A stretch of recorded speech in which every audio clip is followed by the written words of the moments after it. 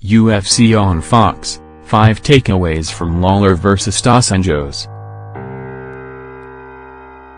Spencer Kite, contributor at Spencer Kite.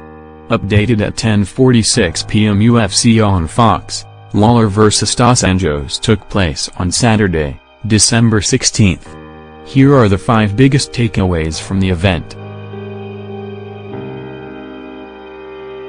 RDA deserved a title shot. Rafael dos Anjos has a thing for delivering outstanding performances on Fox events in the month of December. 3 years ago, he ragdolled Nathan Diaz in Phoenix. 2 years ago, he successfully defended the lightweight title with a 66-second knockout win over Donald Cerrone on Saturday. The Brazilian picked up his 3rd straight win at welterweight by putting a hellacious beating on former title holder Robbie Lawler to establish himself as the top contender in the 170-pound ranks heading into 2018. After a close first round, dos Anjos opened up on the second, putting a 23-second wave of punishment on Lawler that would have felled most mortals. As the fight wore on, the punishment piled up as the investments dos Anjos made in battering Lawler's legs and working the body started to pay dividends. While he couldn't put away Lawler, this ended up being a completely one-sided effort that shows the Brazilian is a very real threat in the 170-pound weight division and should be enough to earn him a shot at welterweight champion Tyron Woodley in the new year. Moore, who sits atop SN's UFC pound-for-pound rankings. His aggressive approach and ability to maintain a torrid pace for 25 minutes are what you need to draw a compelling fight out of Woodley, who has been involved in a couple stinkers this year. As a former champion, he has an established name and this was a standout performance on a massive stage. A 3rd straight win since moving to the division and a 3rd top 10 victory for the former lightweight kingpin. If this performance wasn't enough to get you hyped to see RDA challenge the chosen one for the belt at some point next year, I don't know what to tell you. New blood taking over at featherweight. Max Holloway unseated Jose Aldo and stopped him again in the rematch. Last week, Brian Ortega choked out Cub Swanson. Saturday night, Josh Emmett starched Ricardo Lamas with the perfect left hook on the button.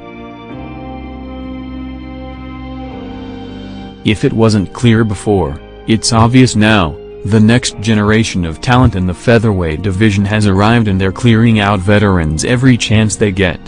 Moore, GSP deserves a lot of credit. Emmett needed less than a round and 1 clean shot to separate Lamas from consciousness and displace him from the top 5 position he's held down for the last 4 years. It was easily the most impressive victory of his 5-fight UFC career and should earn him a matchup with another elite contender next time out. But the bigger picture is the bigger story here as the new wave continues to crash down on the old guard, resulting in a ton of change at the top of the featherweight division. The Pons is a player at welterweight.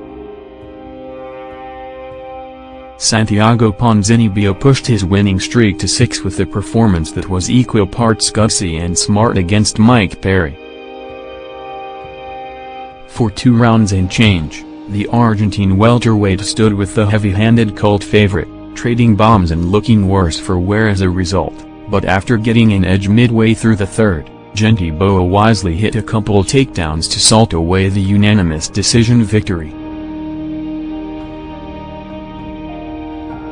Now tied with Kamaru Usman for the longest active winning streak in the division, Ponzinibbio closed out what has been the best campaign of his career with the kind of tough, hard-earned win he needed to truly establish himself as a contender heading into 2018.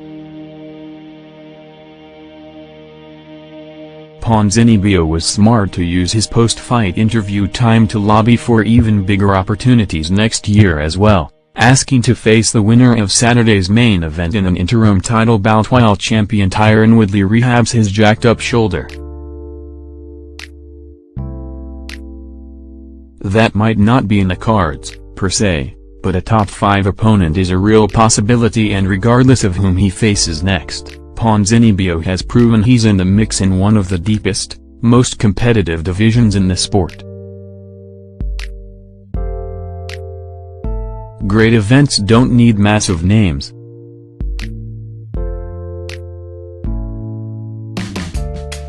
Saturday's event in Winnipeg was one of the most entertaining fight cards of the year, beginning with a solid bout between Jordan Meine and Eric Silva and culminating with an outstanding clash between welterweight contenders Rafael dos Anjos and Robbie Lawler. It profiled that way as it started to take shape, and before the first punches were thrown in Winnipeg and the athletes delivered on Fox, delivering another reminder that you don't need big names to have an electric night of action inside the octagon.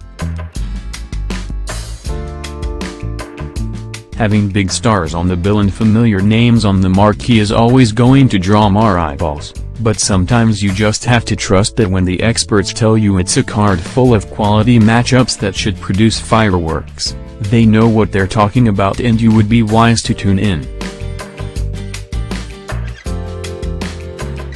Galore Bofondo collected an impressive win in his UFC debut earlier this year, hurling Charlie Ward face-first into the canvas with such force that he knocked out the SBG Ireland representative. Right out of the chute on Saturday, Bofondo dropped Chad Lawprice with a sharp right hand. But Lawprice weathered the storm and quickly turned things around, hitting a sneaky little foot sweep to put Bofondo on the canvas, and from there, the Chatham-Kent, Ontario native showed that no amount of style can make up for a lack of substance in all areas of the game. With roughly a minute left, Lawprice moved to mount and started landing heavy shots, eventually forcing the stoppage.